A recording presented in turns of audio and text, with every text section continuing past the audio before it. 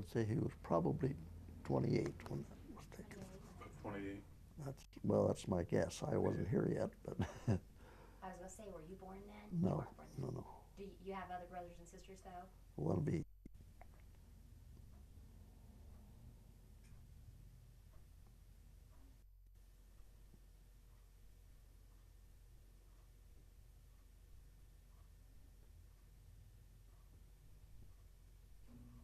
Well, I was in the same building with Dad till Dad Oh, okay. retired. Where was that? 310 East Main, Main and Pearl, Oh, sure. Yeah. approximately. But his office originally was 132 East Main, which is on the other side of the hill, directly across from the Eagles, or the Elks, I mean. Oh my. Well, it used to be the Elks, now they call it something else. Yeah. Right on Main Hill. Yeah, exactly halfway up, right on the alley. Wow. And Okay. across the alley was the Hillside Hotel. I've seen pictures. And where is that space now, or is that where? That's where some lawyers are now. Okay. The hotel's torn down long Right. ago. Yeah. Yeah. But Okay. the hotel had a portico out to the curb to make it fancy. I think it was 3 floors high, 3 I stories. remember seeing pictures. Yeah. Wow. Well, Dr. Stenger, first of all, thank you very much for consenting to do this. Oh, you're very welcome. For the foundation.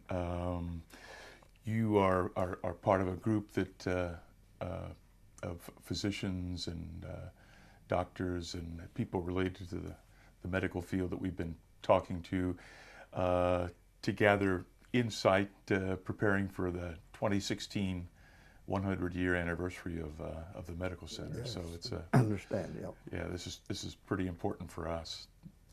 Let's start out by talking about your father, a little bit about if he was born here locally, did he have brothers and sisters, your siblings? Okay. Well, he was from a German Catholic family. He was the youngest of 7, I believe, and most of them were born in Germany, except Dad, and maybe Uncle Al was born here, but everybody else was born in Germany. And they came to this country to found a glass factory. And as you know, glass factories are where there's lots of natural gas because they need natural gas. Sure. Hence Anchor Hocking here. And I think there were 6 men to found it. Anyway, it ended up in Morgantown, called Seneca Glass. Where they got that name, I don't know, if they got it from the Indians or what, but it was called Seneca Glass, and they made handmade glassware. There were no factories then. Everything was handmade, just like Heisey in Newark was. And that was changed dramatically by mostly I.J. Collins and Bill Fisher. Bill Fisher was especially adapted at developing machinery to make various items, tumblers and vases and et cetera, out of a rotating circular device. And the glass would go in one end and out the other side and so forth. Seneca Glass was located about a block and a half down the hill. As you probably know, Morgantown in West Virginia is hilly. Down the hill, right from where my grandmother lived. And my aunt lived right next door. So I was there many times. Dad would take me to Morgantown on visits. And I stayed in the house. We stayed overnight in places. But I've been through that glass factory and seen some of my uncles making that glass. Same thing that they're doing downtown here, except it wasn't that modern. Yeah. And he went to grade school in Morgantown and high school and University of West Virginia. And then he was granted a scholarship to Jefferson Medical College in Philadelphia. Yeah. And after he graduated from there, he accepted an internship at Grant Hospital in Columbus. My mother was, my future mother, was a nurse in Grant Hospital, and that's where they met. And she became a Catholic, and they were married in the cathedral. And after that, after he served your internship, the practice was to go and practice with a practicing physician somewhere. Primarily, I think, to learn the business, because in school they don't teach you anything about business, running a practice and so forth. That's not their job. And when he signed up for this man, I forget his name, it was in Logan. The part of the deal was you signed a no-compete clause, and that meant that he cannot start his own practice within 10 miles of Logan. So every Sunday afternoon, if they went to Mass at church on Sunday morning, every Sunday afternoon they would get in the car and drive around Ohio looking for places like Findlay and Tiffin and et cetera.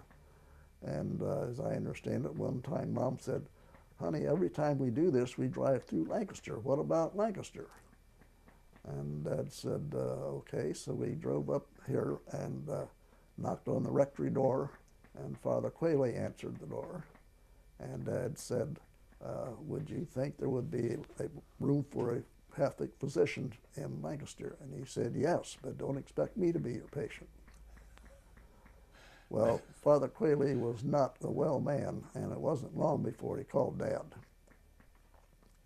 Anyway, they moved here in a house on west side of Pearl Avenue between Wheeling and Mulberry. Dad pointed it out to me once when I was little, and I don't know if I could tell you exactly which one it is, or was. After I was born, they moved to a side of a brick double on North High Street, north of Allen Street. And the building is still there. It's a nice brick building. And the alley beside the building was the one that ran beside North Football Field, North School. Yeah. I suppose it has a name, but I don't know what it was. Anyway, that's where I was growing up. And 2 years later, after I was born, 2 years later, my sister was born. And Dad bought he was practicing, his practice was doing quite well. He bought the last remaining lot on East Fifth Avenue. That's the 500 block. That's where the houses are set back from the street. And they have nice lawns in front, and it was a lot and a half, actually. And he built a house there, nice brick house, and 3 years later he added a garage and a bedroom in the back. The garage with a bedroom and bath over the bedroom. And that's then where I lived until just recently. Wow. So what do you recall of the hospital itself when your father practiced? He had privileges there, and yeah, he was on the staff there, of course. And I remember a picture that he showed me once, showing his car parked in front of the hospital. The hospital was a yellow brick building, as I recall. I think similar to South School, maybe even the same kind of bricks, for all I know. And there was a street running in front of the hospital, and just across the street were some parking spaces for the physicians. That's where they parked, and all they had to do was walk across the street and up the steps into the hospital. And he was there for, well, gee, many, many years. He retired in, what did I say, when he was 73. So he was practicing until then. About the hospital, I've been in it, of course, and but I can't tell you very much about it. I was too small. yeah, I don't know. But it was a nice hospital, and of course, the city grew and the hospital had to grow with it. Was your father in general practice? Yes. Yeah, So- that meant he did some of everything, assisting in surgery and delivering numerous babies, and he would make house calls in the mornings out in the country or wherever, and in the afternoon he had office hours from 1 to 3, and then in the evening from 6:30 to 8. Those were the office hours. When he went on house calls in the morning, he would make a list and tell Mom and phone numbers of the people.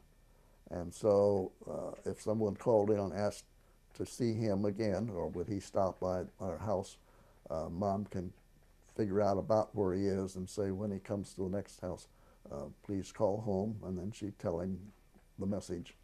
And if he had time that morning, he would make a detour there. He'll say, well, I'll go there after I do so-and-so. And Mom had to keep track of all this stuff for him. Wow. Because, of course, there was no such a thing as a cell phone or anything like that, or a telephone in the car or anything. And then I remember Mom always had supper at exactly 5:30. No, 5 o'clock. So he could get back to the office at 6:30 and see some more patients. Down the street from his office, about 3 doors, was an office of Dr. A.M. Kelly. He was a surgeon here in town. Mm-hmm. Well, they both belonged to the country club at that time, which was a long time ago. And occasionally, if Dad was out of saw all the patients in there, he would call Kelly and say, do you want to play 9? And he'd say, yeah, okay, I'll meet you out there. And they would go out and play 9. Of course, there were only 9 holes in those days. So they would do that occasionally. How he learned to play golf, I have no idea. And then during the war, 1941, he and Dr. James, he was a physician also, Frederick W. James, they went up to Columbus, Fort Hayes, yeah, I guess it's Fort Hayes. Anyway, to enlist. And they went, the people that go through all this sort of thing decided that they'll take Dr. James, but not my father. He was declared essential to the welfare of the community. Essential to the welfare of the community. Hmm. And during the war, as a result of that, during the war, he worked very hard because he had to make up for the physicians that were gone also. Wow. And he was very busy. So give us your father's full name. Leo Edwards. Leo, okay. And he began practicing here approximately when? Approximately 1925. Okay. And went through till he was 73? Yeah. Okay. Do you know what year that was for retirement? For his retirement? It's in that picture there. Oh, no, that's okay. Do you have the information there? Yeah. I can get that for you.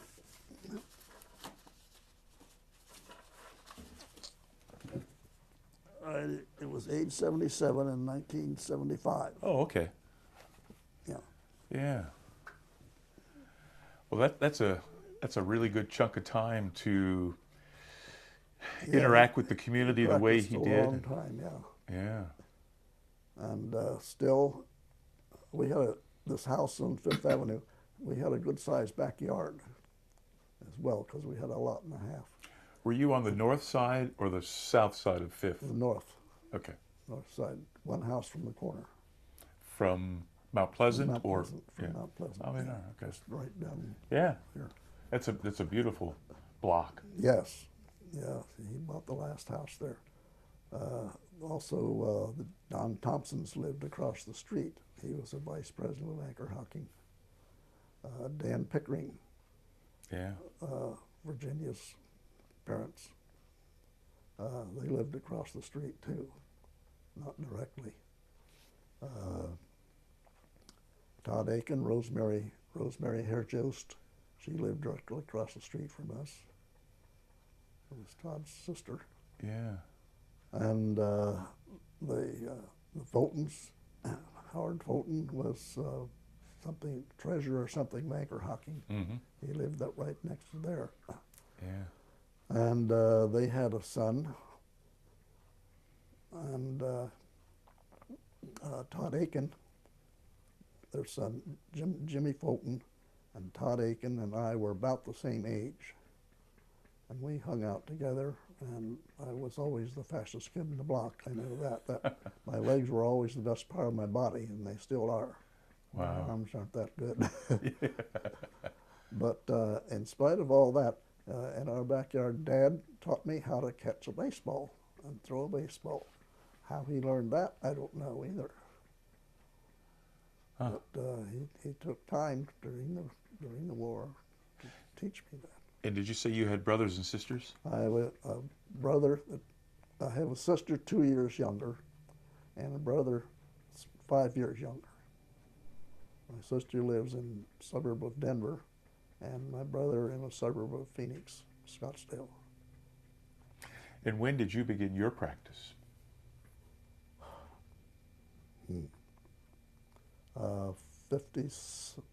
57. During the war, I wasn't 18 until after the war was over. The war was over in August, and I wasn't 18 until the middle of October. So I wasn't drafted. They were discharging people by the jillions. But when I was in my third year in the College of Dentistry at Ohio State, some colonel from Washington came and said, "You've never been in the service.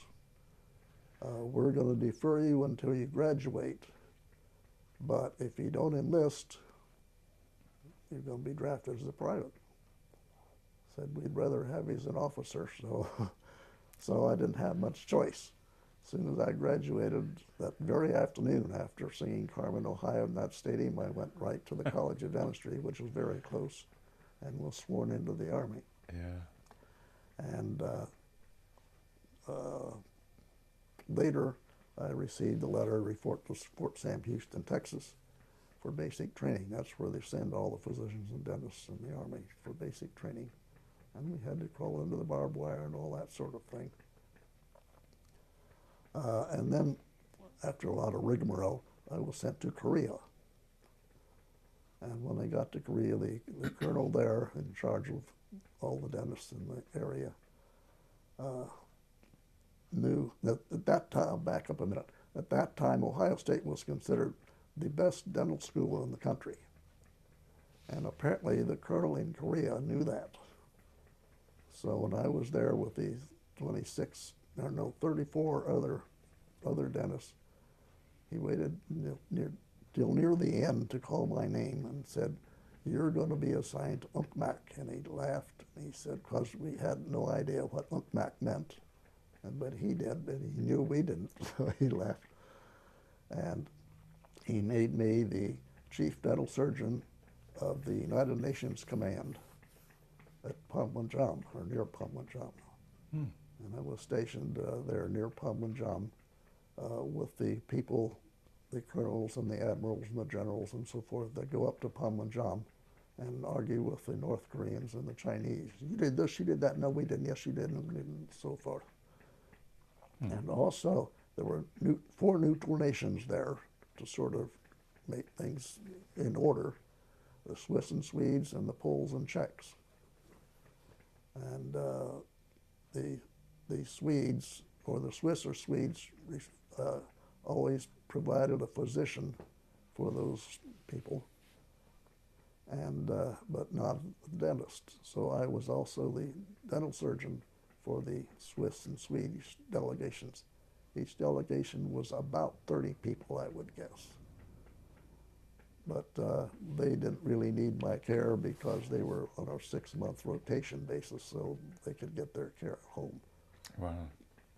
But I did make friends with one of the Swiss officers because I could speak some German. And of course he could. And one time he invited me up to his hoochie. We stayed in Jamesway tents, insulated tents in Korea. We didn't have a building, just the insulated tent with a pot bellied stove in the middle and a barrel of heating oil and a stand outside the tent, and then a tube leading into the stove. And in the winter, often that tube would freeze and we didn't have any heat, and you'd hear people at night pounding on the stove, trying to get the oil to flow into their stove. But anyway, he invited me up one time for a party. There were 2 others, and he had, of all things, delicious Czech beer. All our supplies had to come through Hong Kong. We did have some German beer in our PX, or in the officers' quarters. But he had some Czech beer, and that's some of the best beer in the world. I've been there, as a matter of fact. Yeah. So we had a party, and we painted each other's faces with charcoal or burnt cork and so forth. And officers weren't allowed to drive, so we wouldn't pleasure ride. We had to get an enlisted man. So I had to get one of my enlisted men to drive us up there. What he did while I was having the party, I don't know, but he drove me back. I'm going to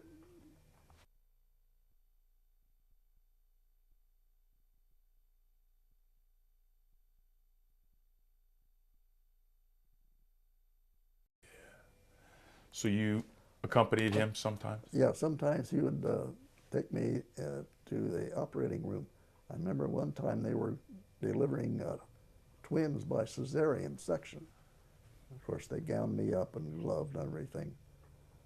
And I watched that and some other things. So as I said, Dad was assisted in a lot of surgeries. He wasn't the chief surgeon, but he assisted. And he took me to the hospital several times maybe just to accompany him.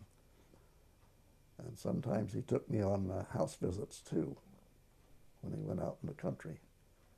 And I kind of think that might have been just to get me out of Mom's hair while she was raising my sister. Yeah. It could have been, he didn't tell me that, but. Had you any desire to go into the medical field as opposed to dentistry? And No. what led to that decision for you? Well, it was a little more specialized than general medicine. In fact, a lot more specialized than general medicine. Physicians don't want anything to do with the mouth. It's too complicated, and there's too much just in dentistry. And we even have divisions in dentistry, orthodontics, periodontics, et cetera, et cetera. So it was too general. So I wanted to be a bit more specific. Sure. And I went to college at the Ohio State University and also the College of Dentistry there. And I'm alumni of both. Who were some of your father's colleagues, other physicians that practiced at that time? Well, Dr. Nussbaum, oh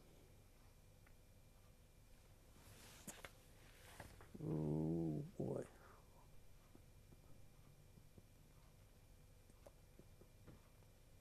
I can't help you there. Sure, yeah. I don't remember all of them. There were several, but I don't remember all their names. But he would have fun going out to play golf at the country club. Yeah. Well, that's great. Can you give us some, maybe, I guess, looking into a crystal ball, you see the medical center out there now and how far it's come from that kind of relatively small building on Ewing Street to the medical center that it is now. What are your impressions of that in terms of what it's making great strides. I know Mina and Bob Ewing, and Mina knows me too. they're making great strides there, and it's enlarging, and they're getting more recognition from around the state. So they're doing great. For a town this size, I think it's a marvelous facility. And you're a lifelong resident, so Yeah. That's great. Anything else you'd like to add for us that you think would be of interest or important? Well, not really. I think the hospital is doing fine, and now we have this foundation, but we also have the Fairfield County Foundation. I belong to the Catholic Foundation, and what's another foundation? Yeah, exactly. Yeah. No, I just think we should be proud of our hospital and the progress they're making, and the facilities there. They're getting more and more specialists, and this can handle more and more variety of conditions. Yeah, I think we're lucky, fortunate to have the Fairfield Medical Center Foundation because of what it gives to the hospital and the way that it connects to the community. Yes. In so many different ways. It's a fabulous organization. Yes, it's very nice. Anything else you'd like to add, Latricia? Any questions? You did a very good job. Dr. Stenger, we really appreciate you taking the time to Well, you're very welcome. impart these words and memories for us. It was pretty important for us. Thank All you. right. Thank you.